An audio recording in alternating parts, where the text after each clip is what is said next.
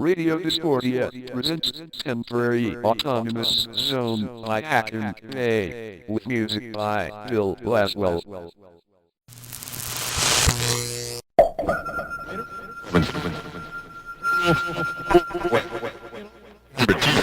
The bad flow.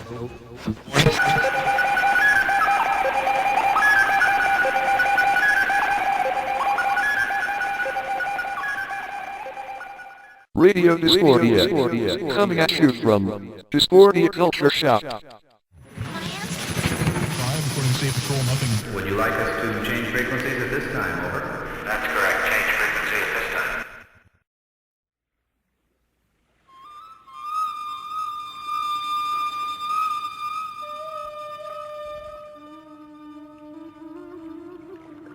Chaos never died. Primordial, uncarved block, soul worshipful monster, inert and spontaneous, more ultraviolet than any mythology, like the shadows before Babylon. The original undifferentiated oneness of being still radiates serene as the black penance of assassins, random and perpetually intoxicated.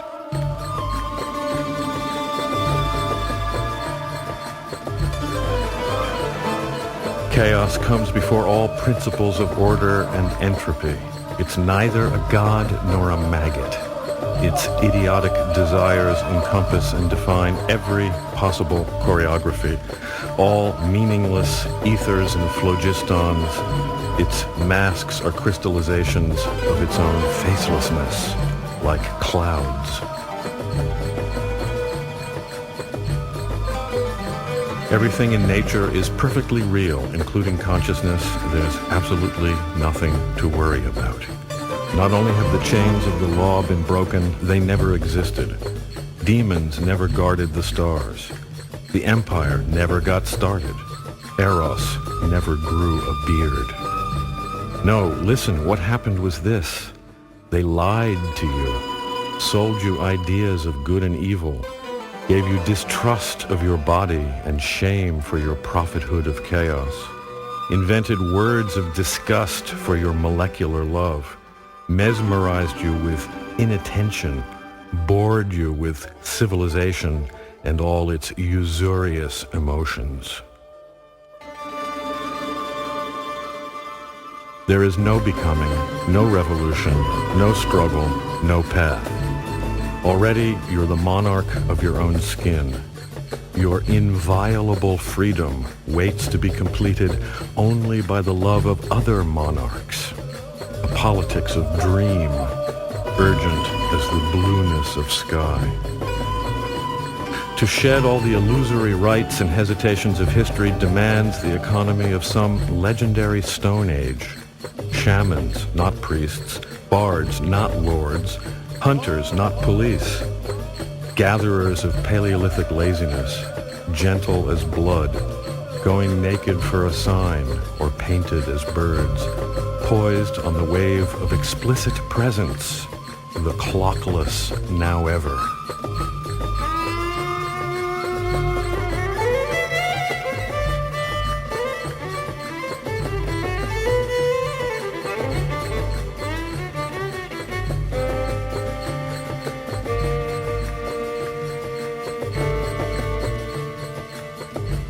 Agents of chaos cast burning glances at anything or anyone capable of bearing witness to their condition, their fever of lux et voluptas. I am awake only in what I love and desire to the point of terror. Everything else is just shrouded furniture, quotidian anesthesia, shit for brains, sub-reptilian ennui of totalitarian regimes, banal censorship, and useless pain.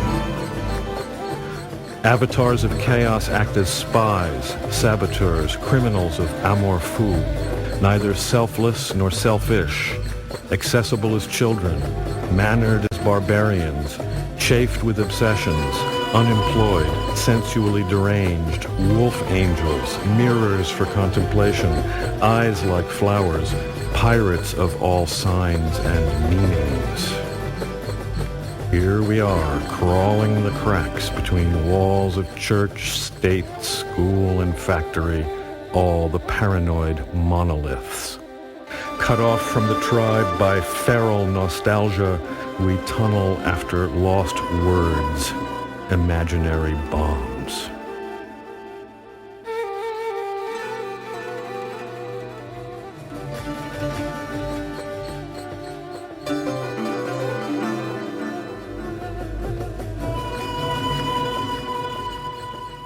The last possible deed is that which defines perception itself, an invisible golden cord that connects us, illegal dancing in the courthouse corridors. If I were to kiss you here, they'd call it an act of terrorism. So let's take our pistols to bed and wake up the city at midnight like drunken bandits celebrating with a fusillade the message of the taste of chaos.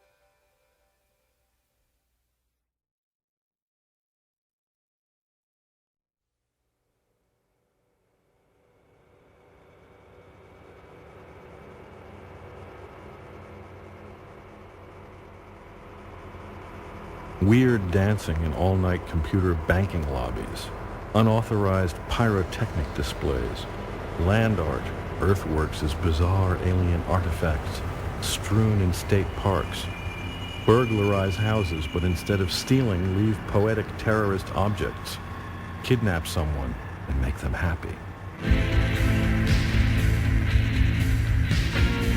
Pick someone at random and convince them that they're the heir to an enormous, useless, and amazing fortune. Say 5,000 square miles of Antarctica, or an aging circus elephant, or an orphanage in Bombay, or a collection of alchemical manuscripts. Later, they will come to realize that for a few moments they believed in something extraordinary, and will perhaps be driven as a result to seek out some more intense mode of existence. Bolt up brass commemorative plaques in places, public or private, where you have experienced a revelation or had a particularly fulfilling sexual experience. Go naked for a song. Organize a strike in your school or workplace on the grounds that it does not satisfy your need for indolence and spiritual beauty. Graffiti art loaned some grace to ugly subways and rigid public monuments. Poetic terrorist art can also be created for public places. Poems scrawled in courthouse lavatories. Small fetishes abandoned in parks and restaurants. Xerox art under windshield wipers of parked cars. Big character slogans pasted on playground walls. Anonymous letters mailed to random or chosen recipients. Mail fraud. Pirate radio transmissions, wet cement, the audience reaction or aesthetic shock produced by poetic terrorism ought to be at least as strong as the emotion of terror. Powerful disgust, sexual arousal, superstitious awe, sudden intuitive breakthrough, Dada-esque angst. No matter whether the poetic terrorism is aimed at one person or many, no matter whether it is signed or anonymous, if it does not change someone's life, aside from the artist, it fails.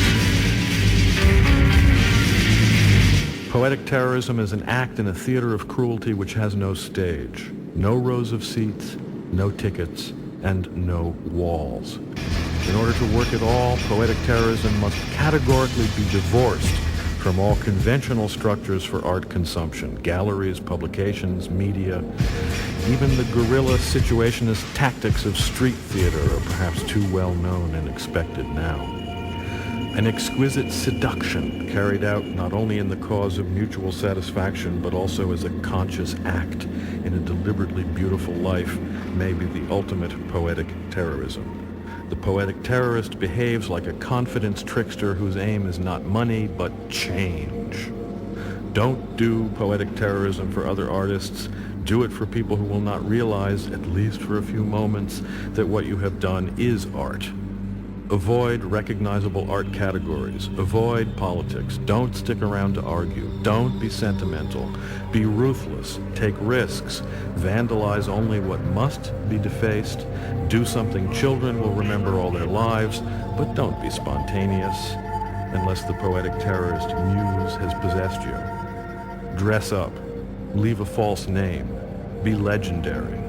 The best poetic terrorism is against the law, but don't get caught. Art as crime. Crime as art.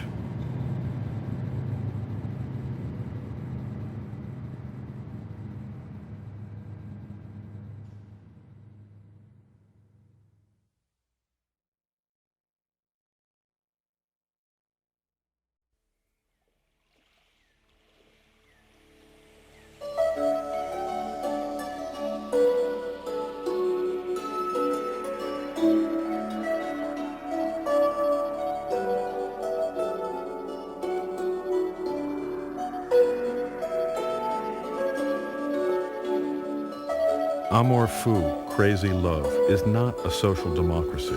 It is not a parliament of two. The minutes of its secret meetings deal with meanings too enormous but too precise for prose. Not this, not that. Its book of emblems trembles in your hand.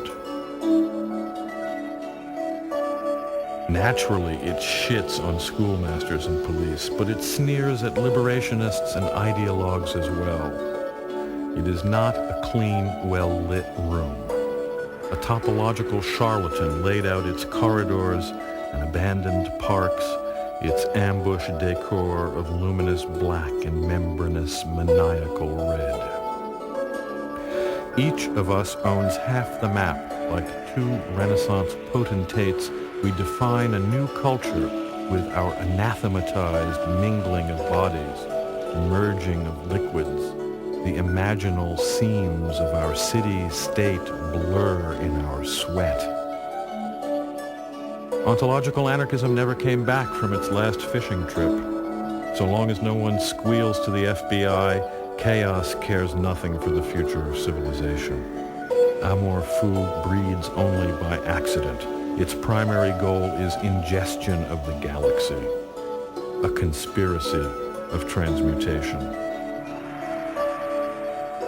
Its only concern for the family lies in the possibility of incest. Every human a pharaoh. Oh, most sincere of readers, my semblance, my brother-sister. And in the masturbation of a child it finds concealed like a Japanese paper flower pill the image of the crumbling of the state. Words belong to those who use them only till someone else steals them back. The surrealists disgraced themselves by selling amour fou to the ghost machine of abstraction. They sought in their unconsciousness only power over others, and in this they followed de Sade, who wanted freedom only for grown-up white men to eviscerate women and children. Amour fou is saturated with its own aesthetic. It fills itself to the borders of itself with the trajectories of its own gestures. It runs on angels' clocks. It is not a fit fate for commissars and shopkeepers. Its ego evaporates in the mutability of desire. Its communal spirit withers in the selfishness of obsession. Amour fou involves non-ordinary sexuality the way sorcery demands non-ordinary consciousness. The Anglo-Saxon post-Protestant world channels all its suppressed sensuality into advertising and splits itself into clashing mobs, hysterical prudes versus promiscuous clones and former ex-singles. Amour fou doesn't want to join anyone's army. It takes no part in the gender wars. It is bored by equal opportunity employment. In fact, it refuses to work for a living. It doesn't complain, doesn't explain, never votes, and never pays taxes. Amour fou would like to see every bastard love child come to term and birthed. Amour fou thrives on anti-entropic devices. Amour fou loves to be molested by children. Amour fou is better than prayer, better than sinsemilla. Amour fou takes its own palm trees and moon wherever it goes. Amour fou admires tropicalismo, sabotage, breakdancing, Layla and Majnun, the smells of gunpowder and sperm. Amour fou is always illegal, whether it's disguised as a marriage or a Boy Scout troop. Always drunk, whether on the wine of its own secretions or the smoke of its own polymorphous virtues. It is not the derangement of the senses, but rather their apotheosis. Not the result of freedom, but rather its precondition. Lux et voluptas, light and pleasure.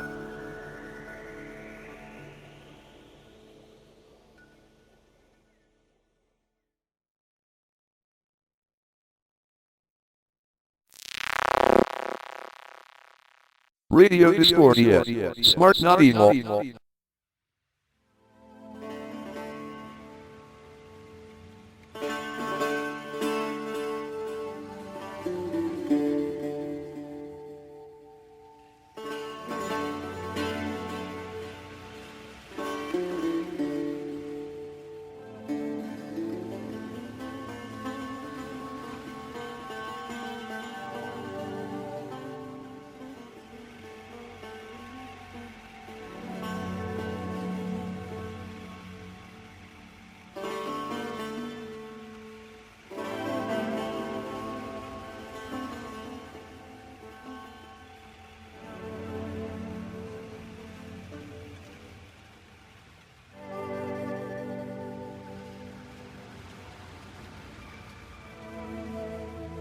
All experience is mediated by the mechanisms of sense perception, mentation, language, etc., and certainly all art consists of some further mediation of experience.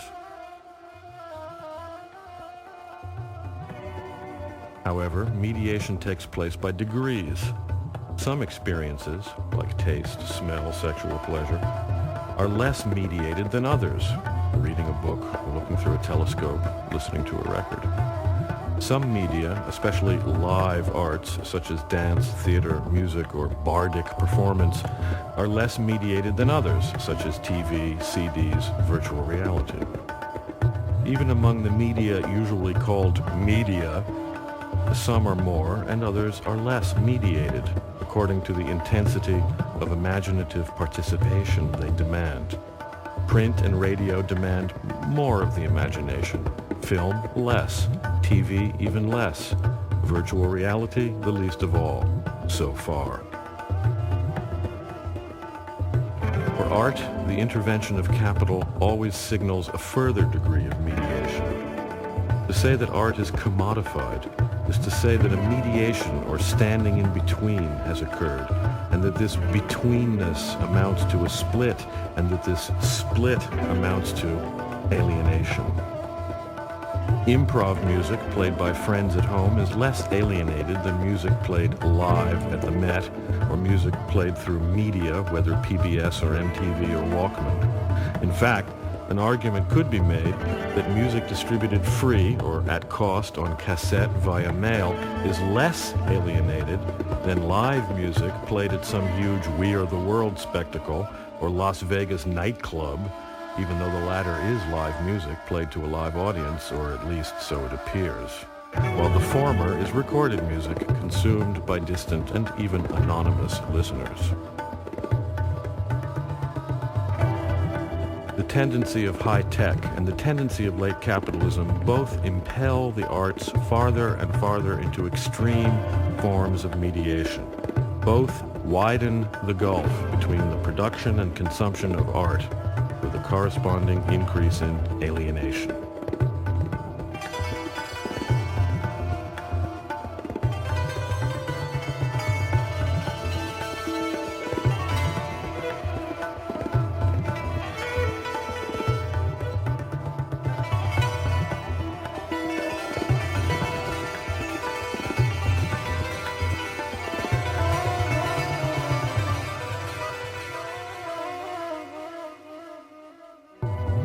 With the disappearance of a mainstream, and therefore of an avant-garde in the arts, it has been noticed that all the more advanced and intense art experiences have been recuperable almost instantly by the media, and thus are rendered into trash, like all other trash in the ghostly world of commodities. Now, trash, as the term was redefined in, let's say, Baltimore in the 1970s, can be good fun as an ironic take on a sort of inadvertent folk culture that surrounds and pervades the more unconscious regions of popular sensibility, which, in turn, is produced in part by the spectacle. Trash was once a fresh concept with radical potential. By now, however, amidst the ruins of postmodernism, it has finally begun to stink. Ironic frivolity finally becomes disgusting. Is it possible now to be serious but not sober? Note, the new sobriety is, of course, simply the flip side of the new frivolity. Chic neo-Puritanism carries the taint of reaction in just the same way that postmodernist philosophical irony and despair lead to reaction. The purge society is the same as the binge society. After the 12 steps of trendy renunciation in the 90s, all that remains is the 13th step of the gallows. Irony may have become boring, but self-mutilation was never more than an abyss. Down with frivolity, down with sobriety. Everything delicate and beautiful, from surrealism to breakdancing, ends up as fodder for McDeath's ads. 15 minutes later, all the magic has been sucked out, and the art itself dead as a dried locust. The media wizards, who are nothing if not postmodernists, have even begun to feed on the vitality of trash, like vultures regurgitating and reconsuming the same carrion in an obscene ecstasy of self-referentiality. Which way to the egress? Real art is play, and play is one of the most immediate of all experiences.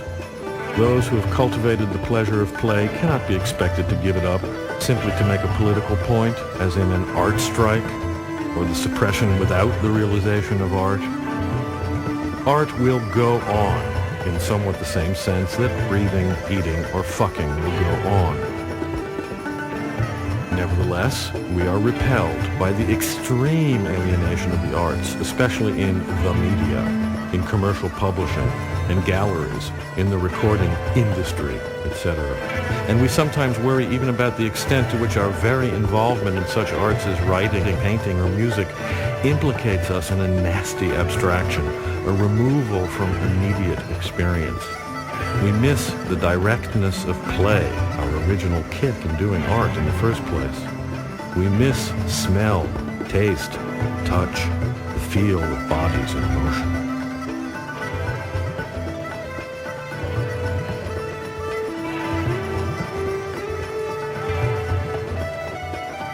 Computers, video, radio, printing presses, synthesizers, fax machines, tape recorders, photocopiers. These things make good toys, but terrible addictions.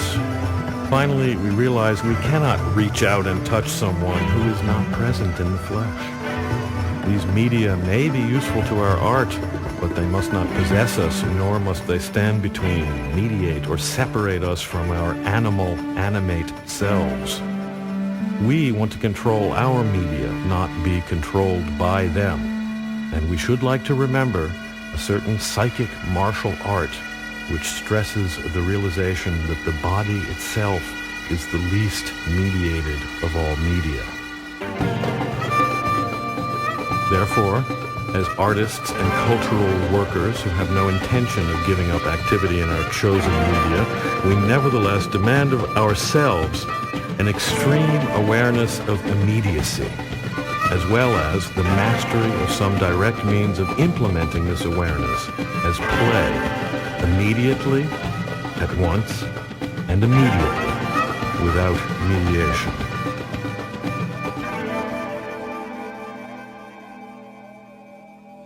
fully realizing that any art manifesto written today can only stink of the same bitter irony it seeks to oppose, we nevertheless declare, without hesitation, without too much thought, the founding of a movement, immediatism.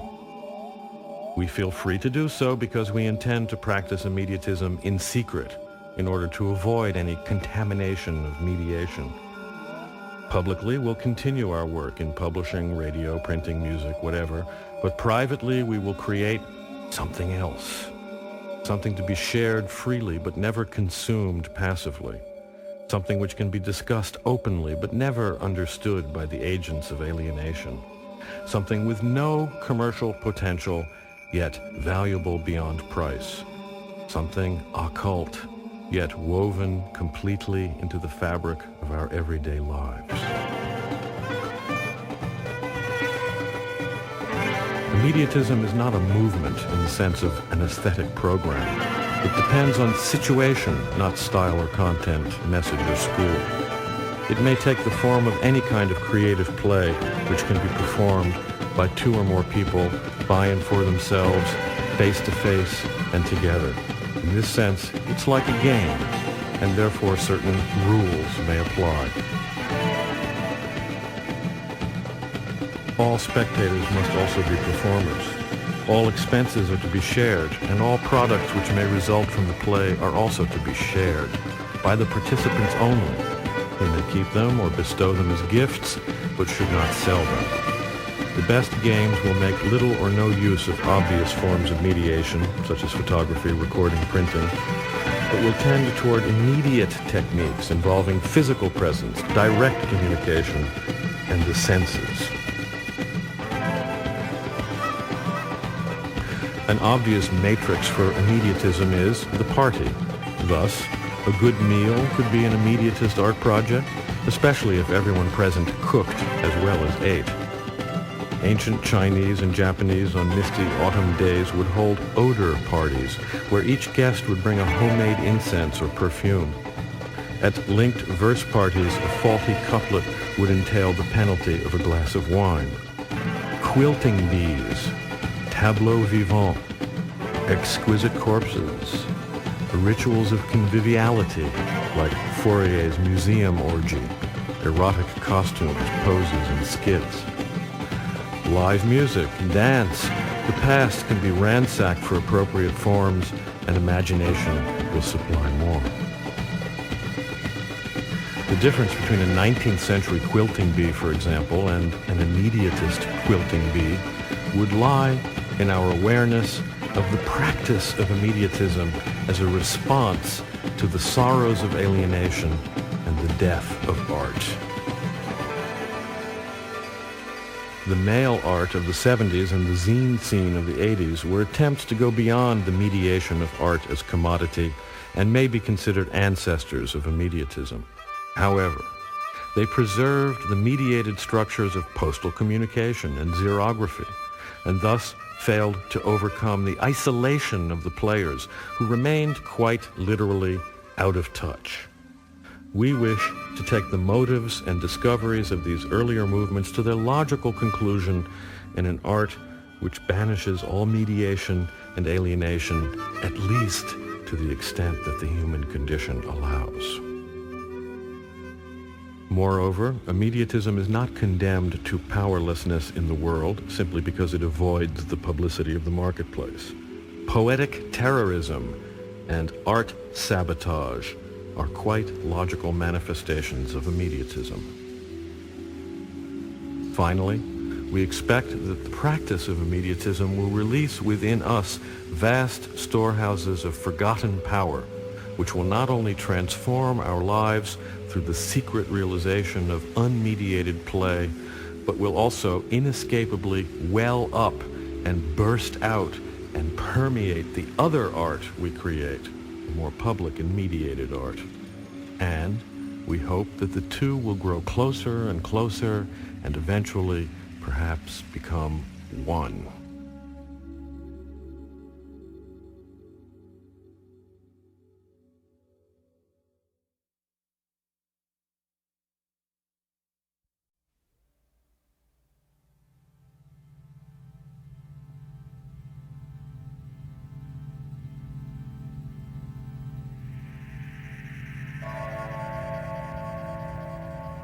mandarins draw their power from the law, and the people from the secret societies. A Chinese saying. Last winter I read a book on the Chinese Tongs called Primitive Revolutionaries of China, a study of secret societies in the late 19th century by Fei Ling Davis. Maybe the first book on the subject ever written by someone who wasn't a British Secret Service agent. In fact, she was a Chinese socialist who died young. This was her only book. And for the first time I realized why I've always been attracted to the Tong.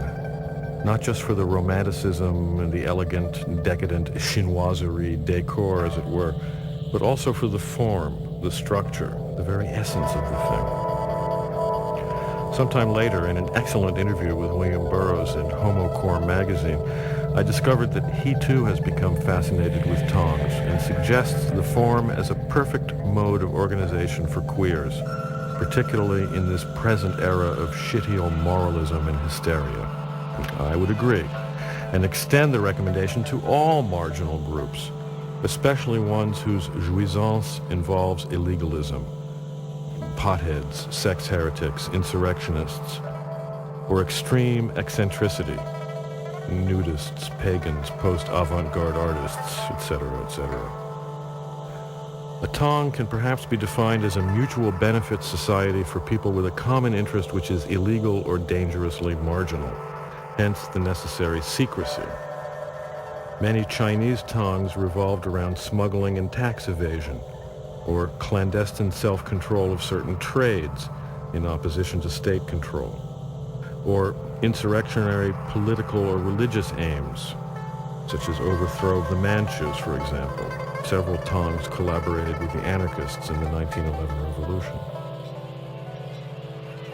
A common purpose of the Tongs was to collect and invest membership dues and initiation fees in insurance funds for the indigent, unemployed, widows, orphans of deceased members, funeral expenses, and so on. In an era like ours, when the poor are caught between the cancerous scylla of the insurance industry and the fast evaporating Charybdis of welfare and public health services, this purpose of the secret society might well regain its appeal. Masonic lodges were organized on this basis, as were the early and illegal trade unions and chivalric orders for laborers and artisans. Another universal purpose for such societies was, of course, conviviality, especially banqueting. But even this apparently innocuous pastime can acquire insurrectionary implications. In the various French revolutions, for example, dining clubs frequently took on the role of radical organizations when all other forms of public meeting were banned. Recently I talked about Tongs with PM, author of Bolo Bolo, published by Semiotext. I suggested that secret societies are once again a valid possibility for groups seeking autonomy and individual realization. He disagreed, but not, as I expected, because of the elitist connotations of secrecy. He felt that such organizational forms work best for already close-knit groups with strong economic, ethnic, regional, or religious ties, conditions which do not exist or exist only embryonically in today's marginal scene. He proposed instead the establishment of multi-purpose neighborhood centers with expenses to be shared by various special interest groups and small entrepreneurial concerns, craftspeople, coffee houses, performance spaces. Such large centers would require official status or state recognition, but would obviously become foci for all sorts of non-official activity. Black markets, temporary organization for protest or insurrectionary action, uncontrolled leisure, unmonitored conviviality, so on and so forth. In response to PM's critique, I have not abandoned but rather modified my concept of what a modern Tong might be. The intensely hierarchical structure of the traditional Tong would obviously not work, although some of the forms could be saved and used in the same way titles and honors are used in our free religions or weird religions, joke religions, anarcho-neo-pagan cults. Non-hierarchic organization appeals to us, but so too does ritual, incense, the delightful bombast of occult orders, Tong aesthetics, you might call it. So why shouldn't we have our cake and eat it too, especially if it's Moroccan majoun or baba au absinthe, something a bit forbidden. Among other things, the Tong should be a work of art. The strict traditional rule of secrecy also needs modification. Nowadays, anything which evades the idiot gaze of publicity is already virtually secret. Most modern people seem unable to believe in the reality of something they never see on television. Therefore, to escape being televisualized is already to be quasi-invisible. Moreover, that which is seen through the mediation of the media becomes somehow unreal and loses its power.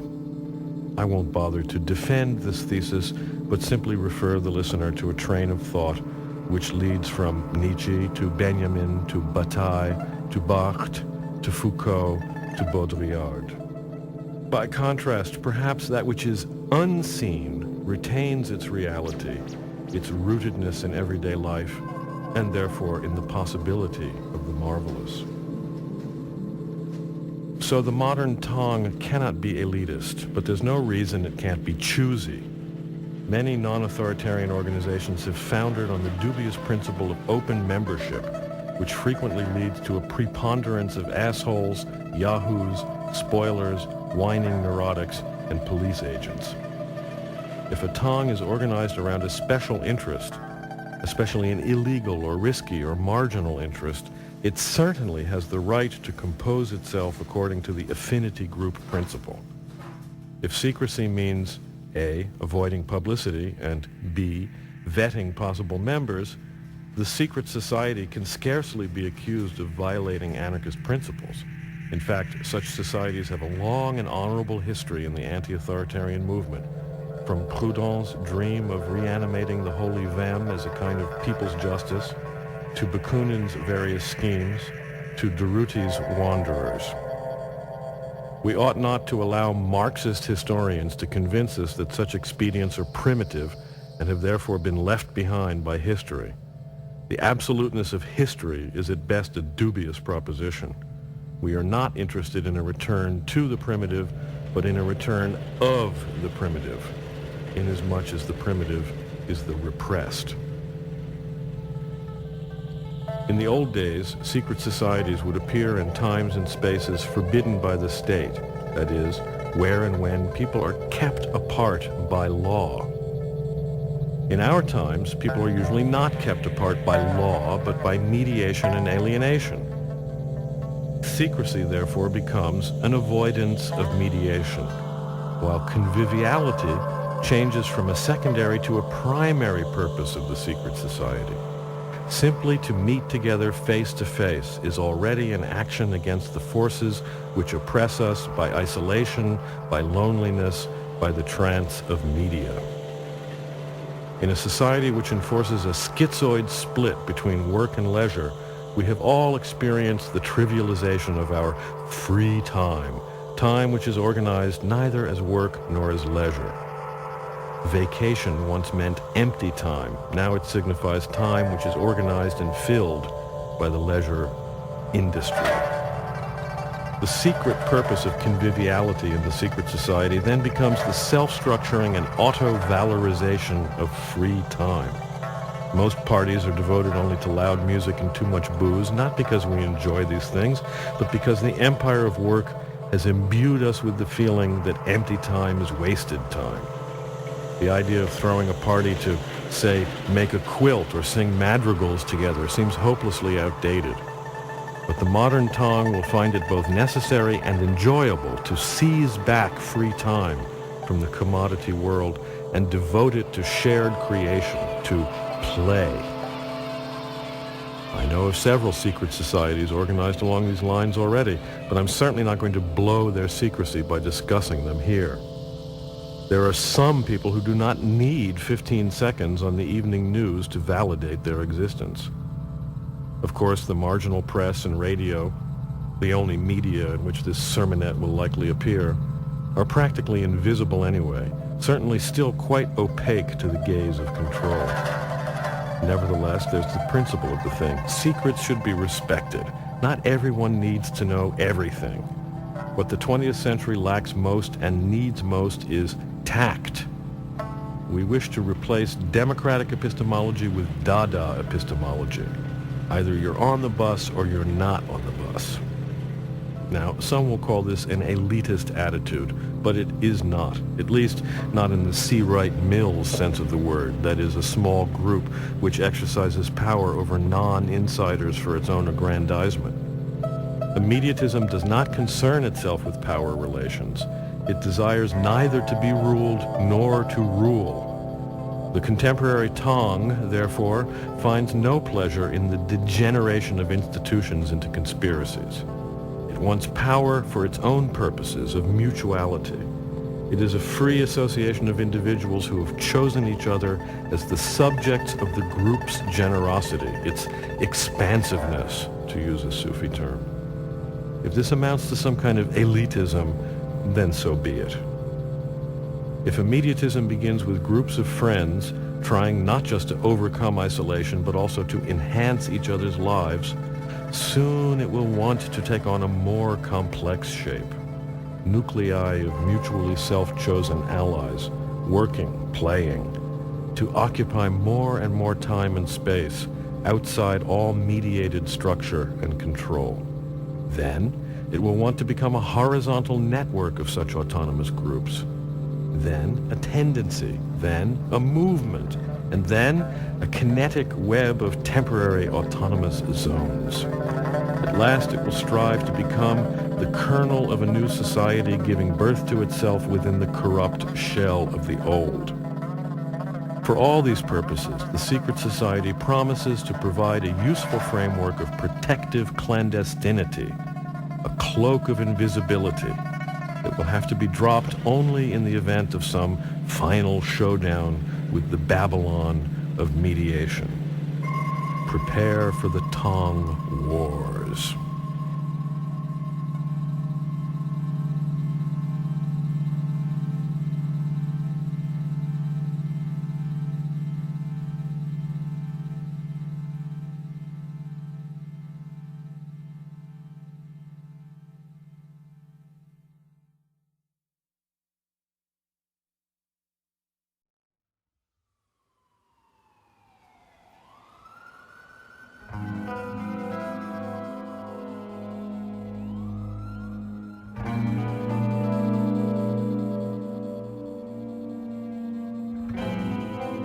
If one fictional figure can be said to have dominated the pop cult of the 80s, it was the cop. Fucking police everywhere you turned, worse than real life. What an incredible bore. Powerful cops protecting the meek and humble at the expense of a half dozen or so articles of the Bill of Rights. Dirty Harry. Nice human cops coping with human perversity, coming out sweet and sour, you know, gruff and knowing, but still soft inside. Hill Street Blues, most evil TV show ever. Wise-ass black cops scoring witty racist remarks against hick white cops who nevertheless come to love each other. Eddie Murphy, class traitor. For that masochist thrill, we got wicked, bent cops who threaten to topple our cozy consensus reality from within like Giger-designed tapeworms, but naturally get blown away just in the nick of time by the last honest cop, RoboCop, ideal amalgam of prosthesis and sentimentality. We've been obsessed with cops since the beginning, but the rozzers of yore played bumbling fools, Keystone Cops, Car 54, Where Are You?, Booby Bobbies set up for Fatty Arbuckle or Buster Keaton to squash and deflate. But in the ideal drama of the 80s, the little man who once scattered blue bottles by the hundred with that anarchist's bomb innocently used to light a cigarette, the tramp, the victim with the sudden power of the pure heart, no longer has a place at the center of narrative. Once we were that hobo, that quasi-surrealist chaot hero who wins through wu-wei over the ludicrous minions of a despised and irrelevant order. But now we are reduced to the status of victims without power, or else criminals. We no longer occupy that central role. No longer the heroes of our own stories, we've been marginalized and replaced by the other, the cop.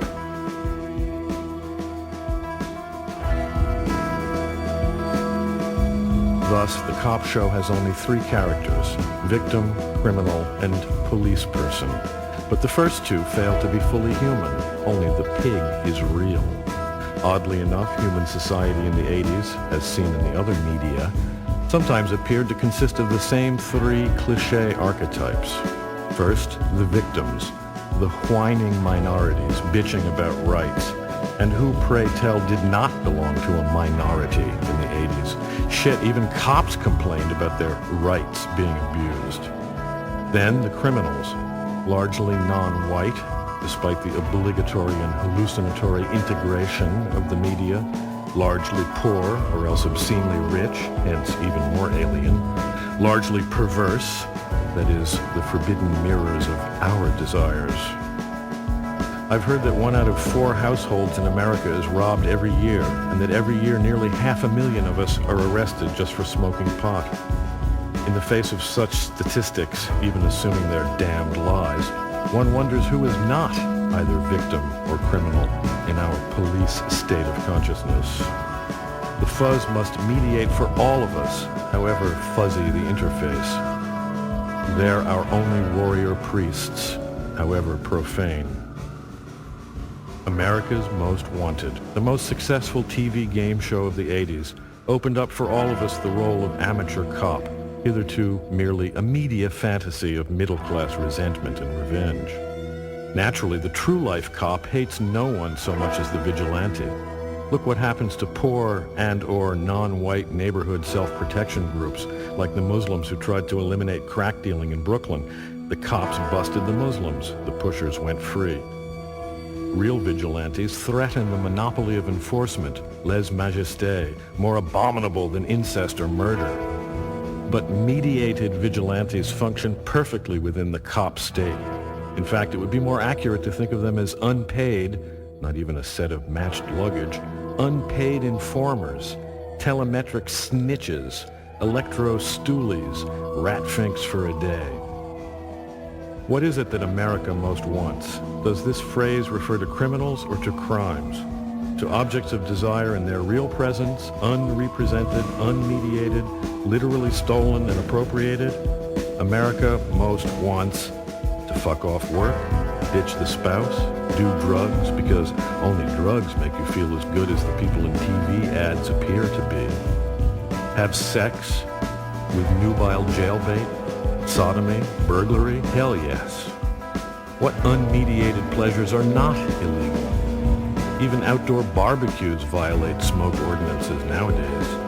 The simplest enjoyments turn us against some law. Finally, pleasure becomes too stress-inducing, and only TV remains. And the pleasure of revenge, vicarious betrayal, the sick thrill of the tattletale.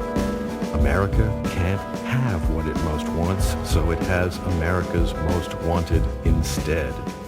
A nation of schoolyard toadies, sucking up to an elite of schoolyard bullies.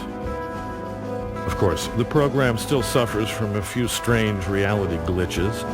For example, the dramatized segments are enacted cinema verite style by actors. Some viewers are so stupid they believe they're seeing actual footage of real crimes. Hence, the actors are being continually harassed and even arrested, along with, or instead of, the real criminals whose mugshots are flashed after each little documentoid. How quaint, eh? No one really experiences anything. Everyone reduced to the status of ghosts. Media images break off and float away from any contact with actual everyday life.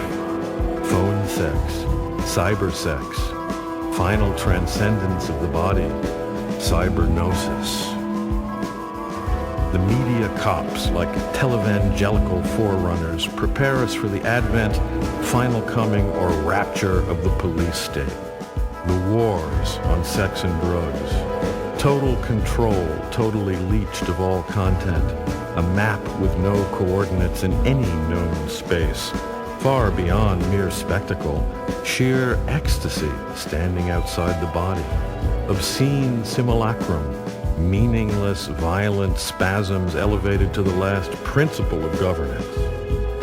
Image of a country consumed by images of self-hatred, war between the schizoid halves of a split personality, superego versus the id kid, for the heavyweight championship of an abandoned landscape, burnt, polluted, empty, desolate, unreal. Just as the murder mystery is always an exercise in sadism, so the cop fiction always involves the contemplation of control. The image of the inspector or detective measures the image of our lack of autonomous substance, our transparency before the gaze of authority, our perversity, our helplessness.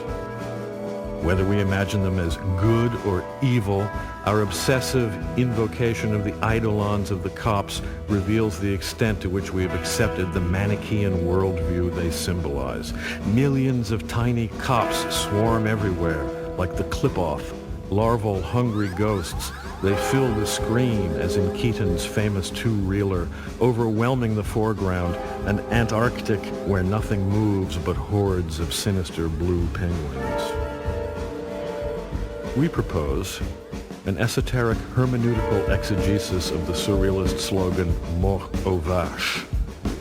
We take it to refer not to the deaths of individual cops, or cows in the argot of the period, mere leftist revenge fantasy, petty reverse sadism, but rather to the death of the image of the flic, the inner control and its myriad reflections in the no-place place of the media, the gray room, as Burroughs calls it. Self-censorship, fear of one's own desires, conscience as the interiorized voice of consensus authority. To assassinate these security forces would indeed release floods of libidinal energy, but not the violent running amok predicted by the theory of law and order. Nietzschean self-overcoming provides the principle of organization for the free spirit, as also for anarchist society, at least in theory. In the police state personality, libidinal energy is damned and diverted towards self-repression. Any threat to control results in spasms of violence. In the free spirit personality, energy flows unimpeded and therefore turbulently but gently. Its chaos finds its strange attractor, allowing new spontaneous orders to emerge. In this sense, then, we call for a boycott of the image of the cop and a moratorium on its production in art. In this sense, mort aux vaches.